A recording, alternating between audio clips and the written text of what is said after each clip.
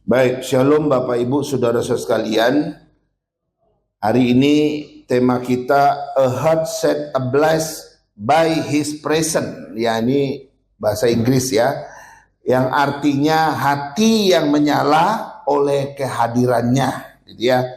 Hati kita ini menyala ketika Tuhan hadir. Nah, ini diambil dari satu pengalaman, yaitu ketika dua orang murid berjalan dari Yerusalem mau ke satu desa namanya Emmaus. Nah, mari kita baca kisahnya dari Lukas 24 ayat 13 sampai 35. Bolehkah ditunjukkan untuk kita baca bersama-sama. Saya selalu ajak jemaat membaca dengan bersuara supaya minimal meresap dulu cerita Alkitabnya, dan itu waktu saya khotbah itu udah nyambung gitu ya. Ya, Lukas 24 ayat 13. Kita mulai dari ayat 13 nanti sampai ayat 35 ya. Kita baca perlahan-lahan saja. Ya, dengan nada ya suara yang jelas. Demikian firman Tuhan ayat 13 23. Pada hari itu juga dua orang dari murid-murid Yesus pergi ke sebuah kampung bernama Emmaus yang terletak kira-kira 7 mil jauhnya dari Yerusalem. 14. Dan mereka bercakap-cakap tentang segala sesuatu yang telah terjadi. 15. Ketika mereka sedang bercakap-cakap dan bertukar pikiran, datanglah Yesus sendiri mendekati mereka, lalu berjalan bersama-sama dengan mereka. 16. Tetapi ada sesuatu yang menghalangi mata mereka, sehingga mereka tidak dapat mengenal Dia. 17. Yesus berkata kepada mereka, apakah yang kamu percakapkan sementara kamu berjalan? Maka berhentilah mereka dengan muka muram. 18. Seorang dari mereka namanya Kleopas menjawab, adakah engkau satu-satunya orang asing di Yerusalem yang tidak tahu apa yang terjadi di situ pada hari-hari belakangan ini? 19. Katanya kepada mereka, apakah itu? Jawab mereka, apa yang terjadi dengan Yesus orang Nazaret? Dia adalah seorang nabi yang berkuasa dalam pekerjaan dan perkataan di hadapan Allah dan di depan seluruh bangsa kami. 20. Tetapi imam-imam kepala dan pemimpin-pemimpin kami telah menyerahkan dia untuk dihukum mati, dan mereka telah menyalibkannya. 21. Padahal kami dahulu mengharapkan bahwa dialah yang akan datang untuk membebaskan bangsa Israel. Tetapi sementara itu telah lewat 3 hari sejak semuanya itu terjadi. 22. Tetapi beberapa perempuan dari kalangan kami telah mengejutkan kami. Pagi-pagi buta mereka telah pergi ke kubur dan tidak menemukan mayatnya. Lalu mereka datang dengan berita bahwa telah dikelihatan kepada mereka malaikat-malaikat yang mengatakan bahwa ia hidup. 24. Dan beberapa teman kami telah pergi ke kubur itu dan mendapati bahwa memang benar yang dikatakan perempuan-perempuan itu, tetapi dia tidak mereka lihat. 25. Lalu ia berkata kepada mereka, hai kamu orang bodoh, betapa lambannya hatimu sehingga kamu tidak percaya segala sesuatu yang telah dikatakan para nabi. 26. Bukankah Mesias harus menderita semuanya itu untuk masuk ke dalam kemuliaannya? 27. Lalu ia menjelaskan kepada mereka apa yang tertulis tentang dia dalam seluruh kitab suci, mulai dari kitab-kitab Musa dan segala kitab nabi-nabi. 28. Mereka mendekati kampung yang mereka tuju, lalu ia berbuat seolah-olah hendak meneruskan perjalanannya. 29. Tetapi mereka sangat mendesaknya, katanya, tinggallah bersama-sama dengan kami, sebab hari telah menjelang malam dan matahari hampir terbenam. Lalu masuklah ia. 30. Waktu ia duduk makan dengan mereka, ia mengambil roti, mengucap berkat, lalu memecah-mecahkannya dan memberikannya kepada mereka.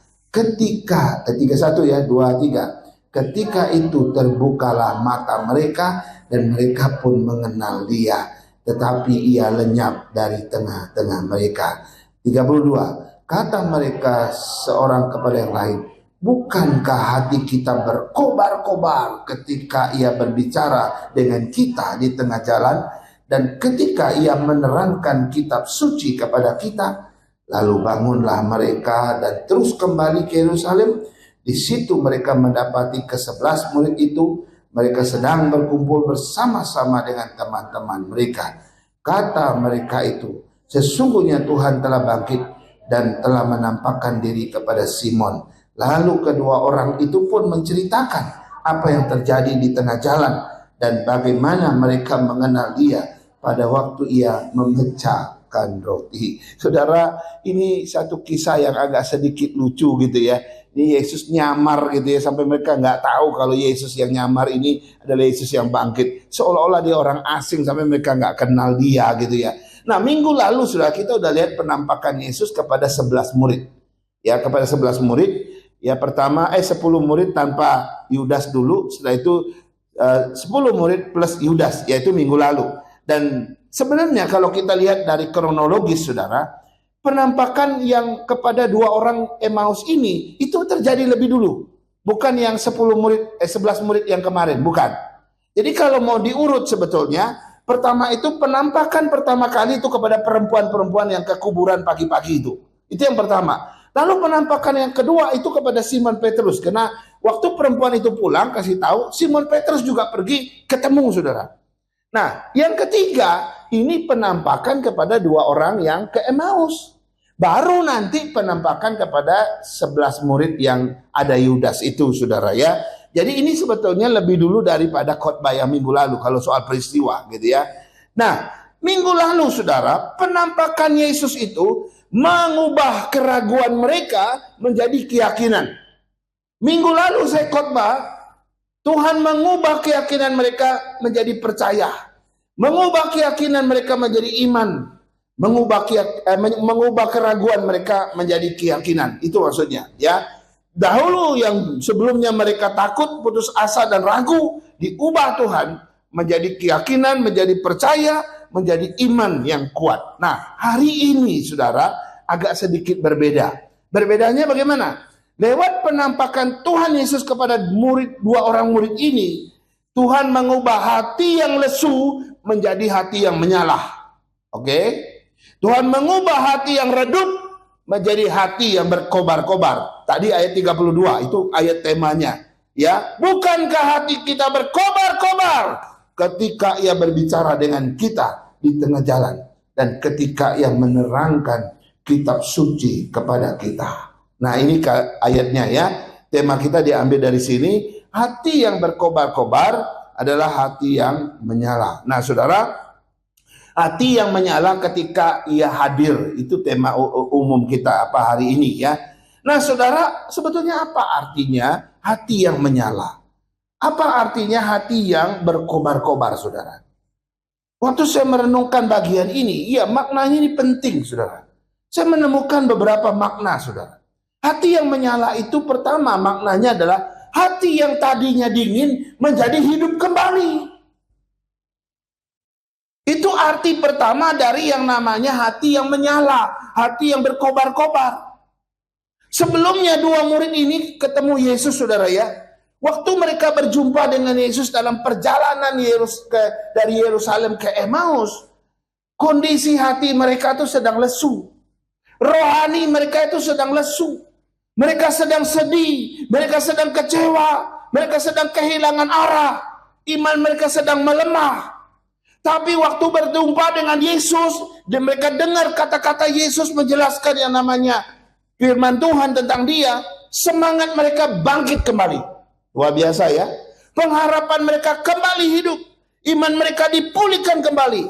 Hati mereka menyala kembali. Nah, inilah yang disebut hati yang menyala. Artinya roh dan jiwa yang tadinya padam dihidupkan kembali, saudara. Ya, ini 2 orang tadi gitu ya. Banyak orang yang mengalami seperti ini. Ikut Tuhan enggak? Ikut Tuhan. Ke gereja enggak? Ke gereja. Rajin pelayanan, rajin pelayanan. Rajin ibadah, rajin ibadah. Tapi mohon maaf, hatinya sedang lesu. Jiwanya sedang redup. Semangatnya sedang menurun. Imannya sedang melemah. Karena tidak mengalami perjumpaan dengan Tuhan. terlalu lelah, sehingga membuat kita jadi tidak ada gairah, tidak ada semangat, api kita mau padam, saudara.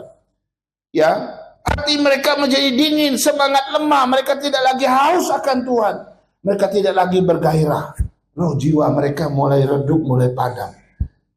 Ini sering menjadi pergumulan anak-anak Tuhan, saudara. Dan ini juga pergumulan dua murid ini. Tapi puji Tuhan, waktu ketemu Tuhan, mereka bilang, hati kami berkobar-kobar, hati mereka menyala kembali. Kita mestinya mengalami terus perjumpaan dengan Tuhan.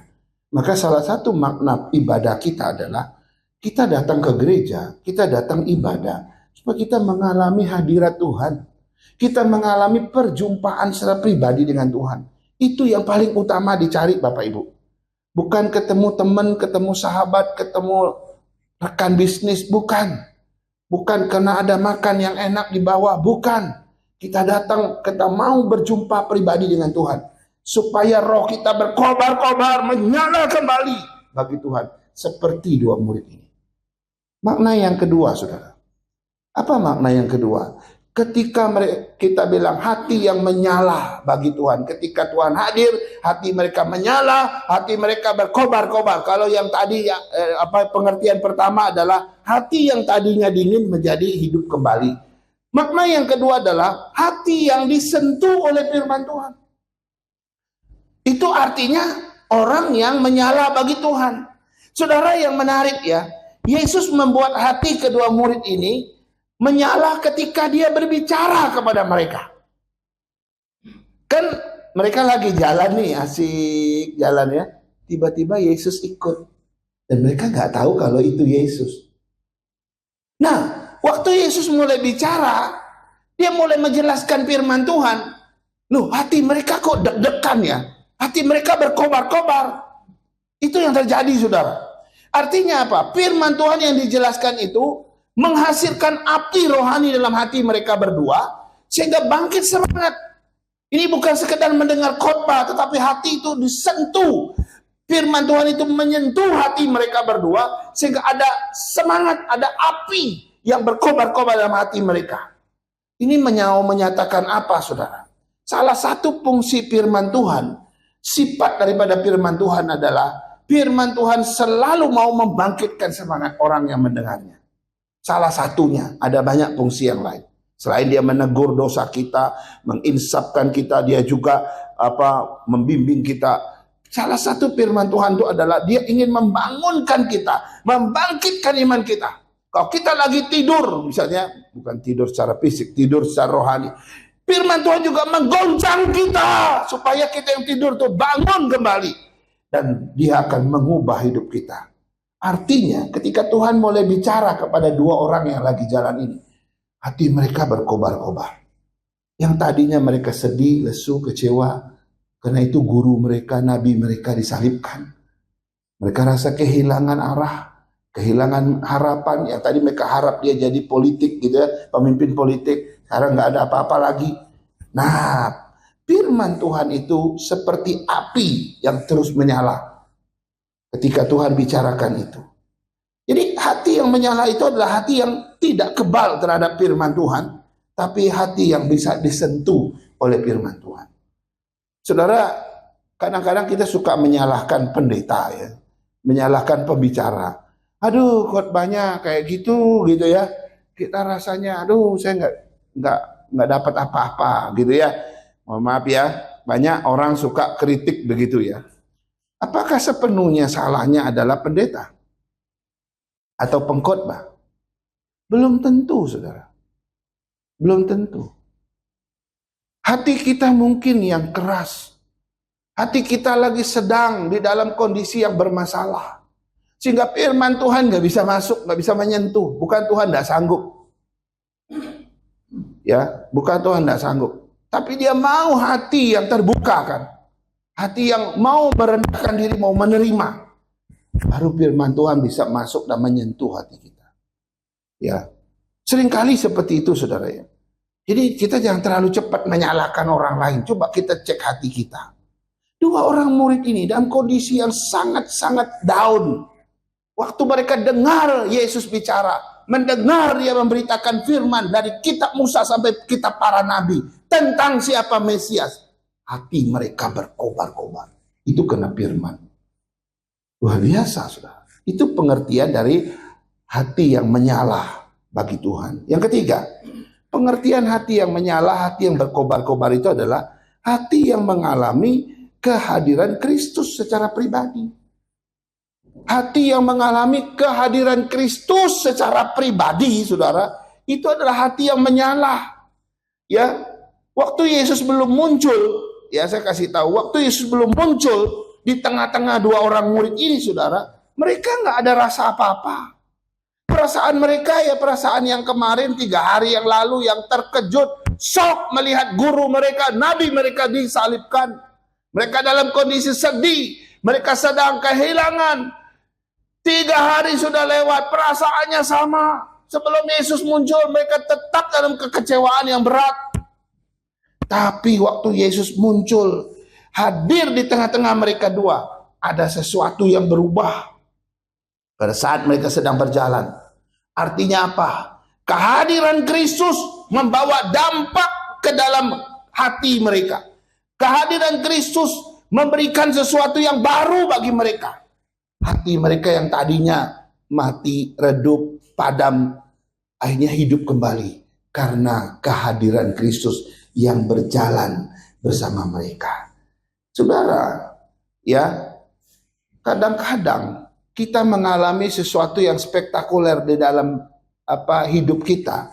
Itu tidak ditentukan oleh suasana, tapi ditentukan oleh kehadiran Kristus secara pribadi di dalam hidup kita. Ibadah kita boleh sederhana, tempat kita boleh gubuk, saudara. Ya, musik kita boleh sederhana, tidak sehebat orang punya. Tapi kalau Tuhan hadir di situ, kita akan mengalami kehadiran Kristus secara pribadi. Itu akan mendatangkan sesuatu perubahan yang luar biasa. Tapi ada orang di gereja yang besar, megah, begitu banyak orang, kelihatannya antusias, semangat. Tapi mohon maaf, kalau Tuhan tidak hadir di situ, tidak akan ada pengalaman apa-apa. Hati yang bisa hidup kembali hanya bisa ditentukan oleh hadirnya Kristus secara pribadi. Kalau Yesus sudah hadir secara pribadi dalam hidup kita, hati kita akan, jiwa kita akan disentuh. Api cinta kita kepada Tuhan itu akan muncul kembali, saudara. Nah, ini yang dialami oleh kedua orang murid ini. Jadi yang mengubah hidup kita bukan suasana, tetapi kehadiran Kristus, kehadiran Yesus yang bersama dengan kita. Jadi bukan suasana. Kadang kita mau ciptakan suasananya harus begini, harus begitu. Tapi apakah kita sungguh-sungguh menggumulin Tuhan hadir dalam suasana yang sederhana? Suasana yang mungkin tidak sehebat suasana di gereja lain. Tapi di sini yang sederhana, kita bisa datangkan bagaimana Yesus bisa hadir. Nah, itu yang digumulin, itu jauh lebih penting. Daripada kita mengusahakan suasana yang kita pikir bagus, tapi Tuhan tidak hadir, saudara. Ini yang ketiga. Pengertian yang keempat, saudara. Apa artinya hati yang berkobar-kobar? Apa artinya hati yang menyala bagi Kristus? Yang keempat adalah hati yang bergerak kembali bagi Tuhan. Itu artinya. Hati yang bergerak kembali kepada Tuhan ini apa, saudara? Yaitu dari sini. Dari penampakan Yesus ini, saudara, kedua orang murid ini akhirnya sadar, ya. Mereka sadar, ya kan? Kalau orang yang dari tadi itu jalan bersama mereka, kalau orang yang dari tadi itu nginep sama mereka, karena nginep kan mereka dia, adalah Yesus. Mereka baru sadar. Waktu mereka sadar, Yesus dikatakan sudah nggak ada lagi, dia lenyap. Nah, saya nggak tahu seperti apa dia lenyap, tidak ada cerita Alkitab. Apakah dia menghilang kayak hantu begitu, nggak tahu. Waktu mereka sadar, mata mereka terbuka waktu makan roti itu yang di kayak perjamuan itu ya. Mata mereka terbuka, lah ternyata itu Yesus toh. Yang kita ngomong dari kemarin tuh yang jalan sama kita Yesus toh. Yang tadi nginep sama kita Yesus toh. Tapi dia sudah nggak ada. Tapi yang menarik, respon mereka apa? Hati mereka bergerak kembali kepada Tuhan. Yang tadinya mereka mengalami suatu situasi yang biasa. Sekarang setelah tahu, saudara, hati mereka berkobar-kobar. Langsung mereka kembali ke Yerusalem. Mereka kembali ke Yerusalem, mencari murid-murid yang lain, dan bersaksi bagaimana mereka bertemu dengan Tuhan Yesus di jalan. Nah, saudara, inilah hati yang bergerak kembali kepada Tuhan. Mereka bangkit kembali untuk bergerak kembali buat Tuhan. Saudara, kalau hati orang sudah menyala, itu akan membuat orang itu nggak pasif lagi. Kalau hati orang sudah menyala, maka api Tuhan itu akan membuat orang itu aktif kembali, bergerak kembali bagi Tuhan. Kalau hati kita benar-benar sudah menyala, maka kita akan selalu haus akan hadirat Tuhan, menyukai firman Tuhan. Doa kita akan hidup kembali, nggak mati lagi. Kita menjadi peka terhadap dosa. Ibadah kita akan menjadi sungguh-sungguh. Pelayanan kita tidak lagi menjadi terpaksa. Kalau hatimu sudah menyala. Karena hati yang menyala, dia akan menjadi aktif kembali. Dan dia bergerak kembali kepada Tuhan. Ini pengertian yang keempat. Nah, pertanyaannya saudara. Ya, pertanyaannya ini ada satu yang menarik ya. Ada satu yang menarik begini. Ini pelan-pelan kita membedah peristiwa ini. Menarik sekali saudara. Ada satu yang menarik, yaitu yang ayat 16. Ayat 16 ya. Dikatakan tadi begini. Tetapi ada sesuatu yang menghalangi mata mereka, sehingga mereka tidak dapat mengenal dia. Saudara, tadi waktu baca ada aneh nggak di situ? Ada sesuatu yang menghalangi mata kedua orang murid ini, sehingga mereka nggak mengenal Yesus ini. Gitu ya. Karena itu pertanyaannya begini, apa yang menghalangi mata kedua orang murid ini sehingga mereka nggak kenal Yesus yang dari tadi jalan sama mereka? Yang kedua, apa yang menutup mata mereka berdua sehingga membutuhkan waktu yang lama baru tahu itu Yesus? Atau apa yang menutup atau membuat mata mereka berdua nggak bisa melihat mengenal Yesus yang dari tadi jalan dan nginep dengan mereka? Apa itu? Saudara, yang menghalangi mata mereka itu bukan faktor dari dalam mereka berdua. Ini dulu mulai dari sini. Yang menghalangi mata mereka, yang membuat mereka nggak bisa kenal Yesus itu, bukan sesuatu faktor yang berasal dari luar diri mereka, bukan. Tetapi faktor yang berasal dari dalam diri mereka. Para teolog sama-sama sepakat dalam menafsirkan ayat ini, saudara, bahwa yang menutup mata kedua orang murid ini, ya, bukan sesuatu yang dari Tuhan Yesus, bukan. Tetapi sesuatu yang berasal dari dalam diri mereka berdua sendiri. Karena itu paling tidak ada 4 hal yang membuat mata mereka buta sehingga mereka tidak bisa kenal Yesus. Yang menutup mata mereka sehingga mereka nggak tahu siapa Yesus. Apa itu? Yang pertama, ini yang menghalangi mata mereka sehingga mereka nggak kenal Yesus. Yang pertama, itu karena kesedihan dan kekecewaan mereka yang terlalu besar. Saudara, saat itu mereka lagi sedih, terluka, kecewa, bingung, kehilangan harapan karena kematian guru mereka, nabi mereka. Dulu mereka sangat harap kalau Yesus itu menjadi harapan mereka, sekarang runtuh gara-gara disalib. Saudara, kalau orang mengalami yang namanya kesedihan, kecewaan yang terlalu besar, itu bisa membuat seseorang itu sulit melihat pekerjaan Tuhan. Sulit, saudara. Kalau kita tenggelam di dalam kesedihan dan kekecewaan yang terlalu dalam, kita susah merasakan hadiran Tuhan, kehadiran Tuhan, kita susah. Kita juga susah percaya kalau Tuhan itu masih bekerja untuk kita. Kita susah karena kita tenggelam di dalam kesedihan dan kekecewaan yang terlalu berat, terlalu dalam. Kenapa bisa begitu? Karena fokusnya beda. Orang yang tenggelam dalam kesedihan, kekecewaan yang terlalu berat, saudara, terlalu besar. Yang mereka lihat adalah masalah. Bukan melihat Yesus. Fokusnya beda. Fokusnya adalah persoalan, bukan Yesus.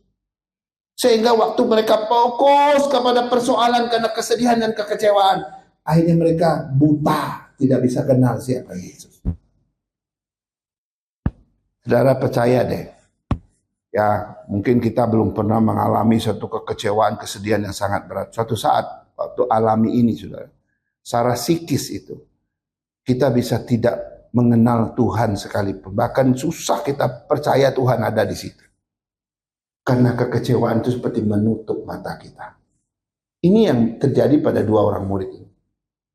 Yang kedua, yang menghalangi pandangan mereka adalah karena harapan atau ekspektasi mereka yang salah terhadap Yesus. Nah, kita semua tahu ya, waktu Tuhan Yesus masuk ke Yerusalem, wah, dia dielu-elukan.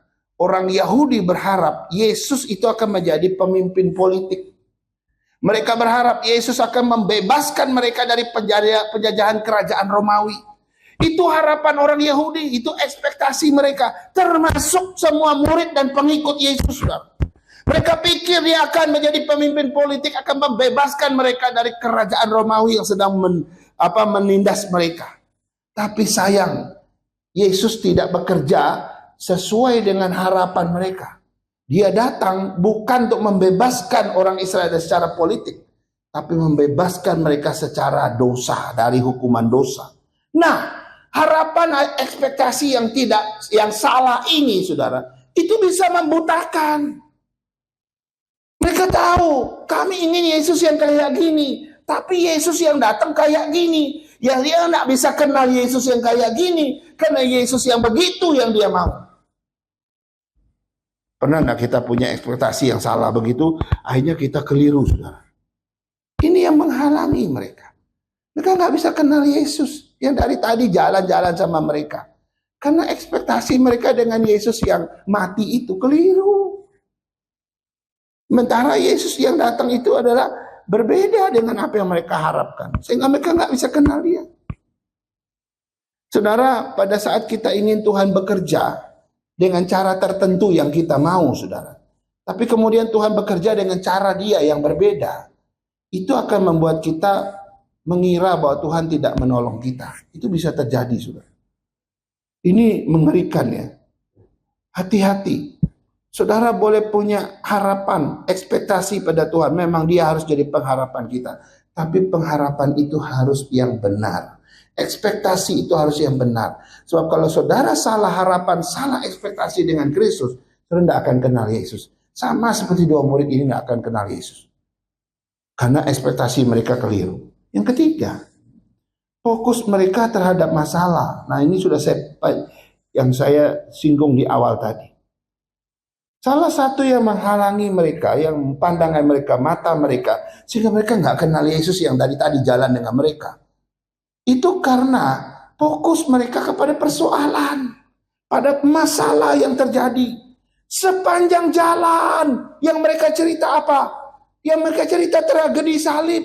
Yang mereka cerita tentang ketakutan mereka, tentang berita yang buruk, kebingungan, kekejaman orang yang menyalibkan Yesus.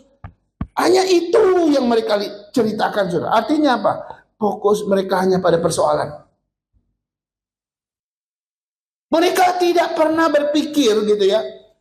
Mereka lupa dengan apa yang Yesus pernah katakan sebelumnya. Bahwa Mesias itu akan mati dan nanti akan bangkit. Mereka lupa. Karena yang mereka lihat adalah persoalannya. Fokusnya beda, saudara. Ya, padahal Yesus ada di samping mereka. Mereka nggak kenal karena yang mereka lihat, yang mereka cerita dari tadi terus peristiwa salib yang terjadi 3 hari yang lalu. Bukan ingat apa yang Yesus katakan. Kondisi seperti ini juga bisa menimpa kita, saudara.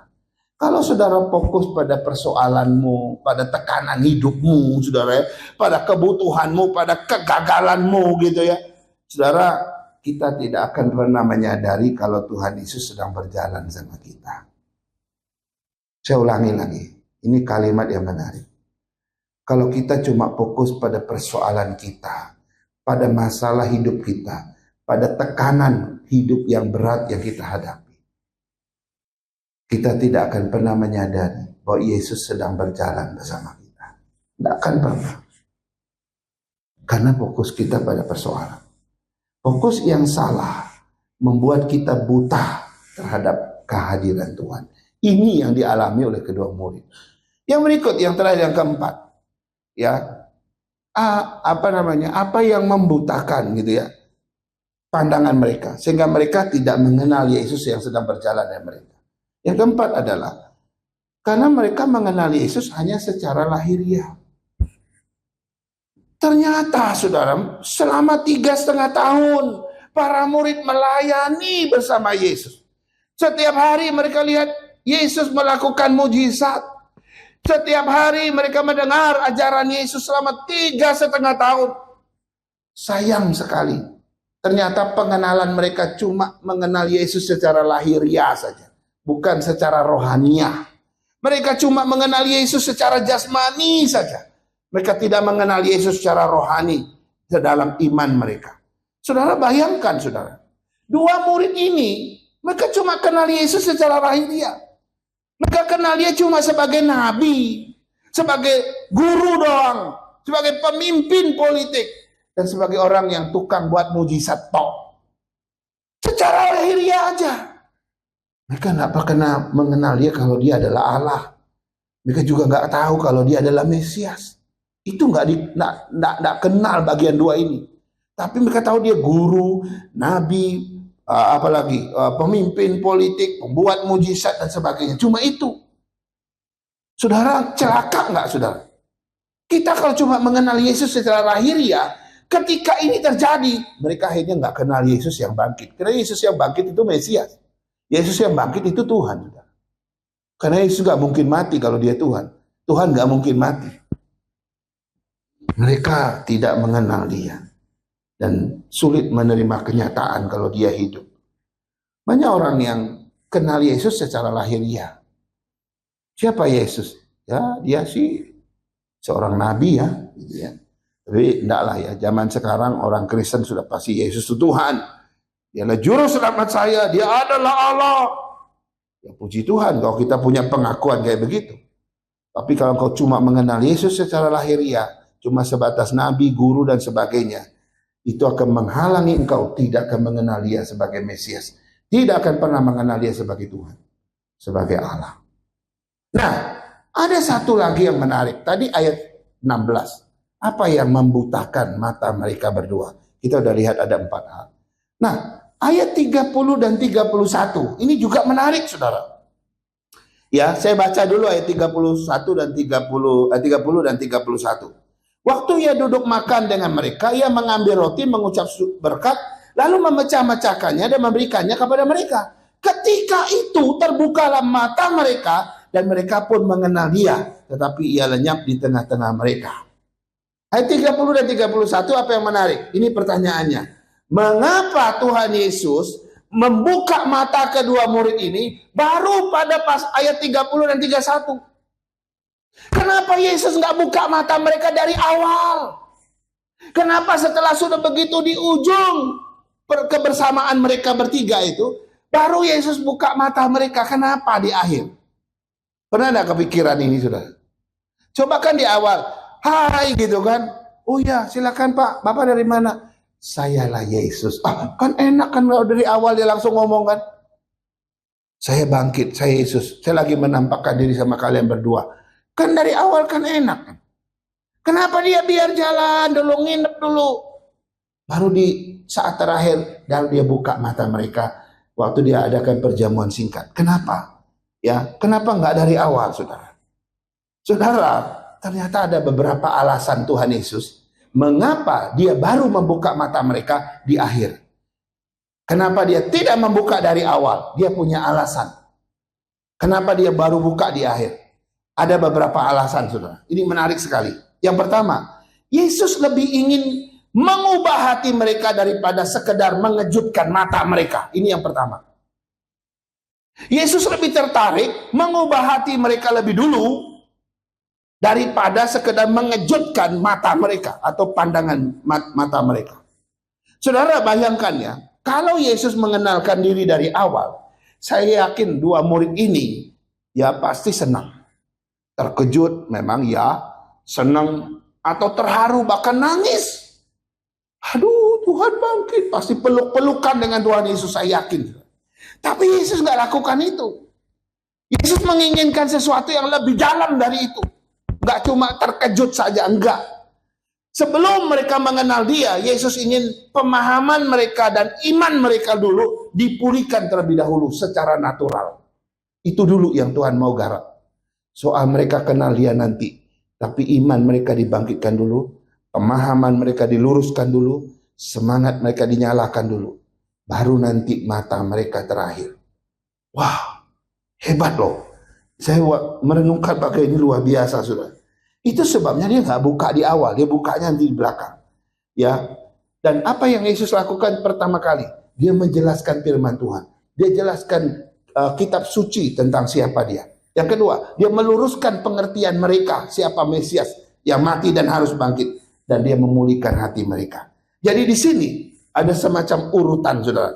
Urutan-urutan yang Yesus prioritaskan. Pertama, firman Tuhan dibukakan, dijelaskan. Yang kedua, hati mereka dipulihkan, akhirnya berkobar-kobar, dinyalakan kembali. Dan yang ketiga, baru mata mereka dibukakan.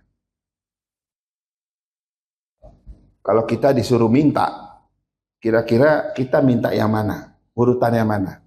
Pasti kita bilang, kau bisa buka mataku dulu deh Tuhan. Biar aku langsung kenal, oh ini tuh ya, Tuhan yang sudah bangkit gitu kan. Enggak, cara kerja Tuhan beda. Dia jelaskan firman Tuhan dulu, agar kau percaya. Kau tidak melihat, tapi kau percaya dulu. Yang kedua, hatimu dipulihkan dulu, sehingga kau berkobar-kobar, nyala kembali bagi Tuhan. Terakhir, baru matamu dibuka. Aneh ya, cara kerja Tuhan kadang-kadang dengan cara kerja kita itu beda ya. Saya sering lihat di YouTube ya saudara ya, tentara Amerika yang sudah tugas berbulan-bulan, mungkin juga setahun tidak ketemu istri, nggak ketemu anak. Kadang-kadang waktu mereka udah lagi bukan cuti ya, selesai tugas gitu ya, nggak tahu ada jeda, mereka pulang ketemu keluarga. Mereka suka diam-diam pulang ke rumah. Nah, ketemu istri yang lagi asik di rumah, dia tiba-tiba muncul di samping. Wah, waktu istri lihat suaminya kaget sampai nangis-nangis pelukan gitu ya. Kadang-kadang si tentara ini, yang bapak ini cari anaknya di sekolah. Si anaknya di sekolah, asik di sekolah, dia datang tiba-tiba berdiri di belakangnya. Lalu sentuh dia. Begitu dia lihat si papanya, wah dia langsung gendong dengan papanya. Nangis terharu kayak begitu. Ya kan? Saya bayangkan kalau Yesus pertama kali memperkenalkan, membuka mata mereka, pasti kayak begitu kan. Tapi apakah iman mereka akan dibangkitkan dulu, mengalami suatu kebangunan, atau hati mereka akan dipulihkan atau tidak? Tidak. Tuhan lebih dulu itu, dia garap yang lebih dalam dulu. Baru yang ringan terakhir, buka mata mereka. Setelah itu dia kabur. Luar biasa saudara. Yang kedua, nah ini yang kedua menarik. Saya tanya, kenapa Yesus baru buka di akhir mata mereka? Kenapa Yesus tidak buka mata mereka di awal? Kenapa dia buka di akhir? Alasan kedua, alasan Yesus adalah Yesus ingin mereka belajar percaya tanpa melihat, bukan percaya karena melihat. Nah, ini dia kalimatnya saudara ya. Tuhan Yesus sengaja mengulur-ngulur saudara untuk membuka mata kedua murid ini supaya mereka belajar percaya tanpa melihat, walaupun mereka belum mengenal dia. Saudara, kalimat yang sama nanti diucapkan Tuhan kepada Thomas waktu dia ketemu dengan murid-murid yang di rumah yang terkunci itu. Dia bilang, Thomas, ya kan? Engkau percaya karena engkau melihat, tetapi berbahagialah mereka yang tidak melihat, tetapi percaya. Nah itu siapa? Itu kita. Berbahagialah mereka yang tidak melihat, tetapi percaya. Itu kita. Kita lihat Yesus nggak? Dengan mata kepala seperti para murid pada zaman itu. Enggak kan? Tapi kita percaya melalui firman-Nya. Saudara, indah sekali loh karya Tuhan itu. Dia sengaja mengulur waktu, nggak buka mata mereka dulu. Karena dia mau mereka percaya tanpa melihat dulu. Orang kalau melihat percaya, itu kadar kepercayaannya, maaf, kecil. Kan banyak orang, percaya nggak? Enggak, saya nggak melihat. Kayak Thomas kan. Saya nggak akan percaya kalau aku belum masukkan jariku ke lubang itu, ke dalam lubang yang paku itu. Manusia tuh suka bukti. Kita selalu bilang kalau ada bukti baru saya percaya. Kalau nggak ada bukti saya nggak percaya. Beriman pada Tuhan nggak seperti kita membuktikan sesuatu yang ada di dunia ini. Beda, saudara. Ada hal yang tidak bisa kita buktikan, tapi kita butuh iman di situ. Dan itu jauh lebih yang Tuhan inginkan. Tuhan lebih menginginkan iman atau percaya yang tanpa melihat kepada Dia daripada orang yang percaya karena melihat. Itu dua kadar kepercayaan yang berbeda. Karena itu kalimat dia kepada Thomas menarik sekali. Engkau percaya karena engkau melihat. Tapi berbahagialah mereka yang tidak melihat tetapi percaya. Wah, Tuhan menyukai orang yang percaya kepadanya walaupun gak melihat. Sebab ini selaras dengan firman Tuhan yang lain. Bahwa orang benar itu akan hidup oleh iman, bukan karena melihat. Saudara, hari ini kita menjalani hidup kita nggak tahu krisis yang akan terjadi di depan mata kita. Semua pengamat memprediksi masa yang akan datang bukan masa yang ringan, yang mudah. Bisa saja makin tambah berat. Baik dalam segala bidang, mau ekonomi, mau apapun. Kalau perang terus berkelanjutan kita nggak tahu. Semua dalam kondisi ketidakpastian hari ini. Ya, Indonesia kelihatannya masih kuat. Kita nggak tahu tahun depan bagaimana, kita nggak ngerti. Tapi sekali lagi, firman Tuhan ingatkan kita. Orang benar hidup oleh iman, bukan karena melihat. Dan ini yang diterapkan Tuhan kepada dua orang murid. Dia sengaja tidak buka mata mereka. Karena dia ingin mereka percaya dulu tanpa melihat. Baru nanti dia buka mata mereka. Yang ketiga, alasan Tuhan Yesus, kenapa Yesus gak buka mata mereka di depan, dia baru buka mata mereka